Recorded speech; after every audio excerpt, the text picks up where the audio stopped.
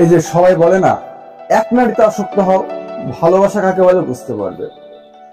তো আমি বলি কি বন্ধু, কখনো এক নারীতে আসক্ত হয় না, তাহলে এতটা পরিমাণে কষ্ট পাবে যে বেঁচে থাকার ইচ্ছাটাই মরে যাবে। তাই যদি পারো, যখন যে তোমার লাইফে আসবে তখন তুমি তাকে আঁকড়ে ধরে বাঁচার চেষ্টা করো। এবার কি বলতো, একজন তোমাকে ছেড়ে গিয়েছে বলে তার জন্য কষ্ট পেয়ে নিজের জীবনটাকে নষ্ট করে দেবে, এমন রকম এটা করো না। যে চলে গিয়েছে, যে যেতে চায় তাকে যেতে দাও, যে তোমার জীবনে আসতে চায় তাকে তুমি তার মতো করে জায়গা করে দাও। যে হয়তো যে তোমাকে ছেড়ে চলে গিয়েছে সে হয়তো তোমার জীবন সঙ্গী হওয়ার যোগ্যতা রাখেনি, এবার যে তোমার জীবনে আসতে চাইছে সে হয়তো তোমার জীবনে থাকার যোগ্যতা অর্জন করে হয়তো এসেছে, কি গ্যারান্টি আছে?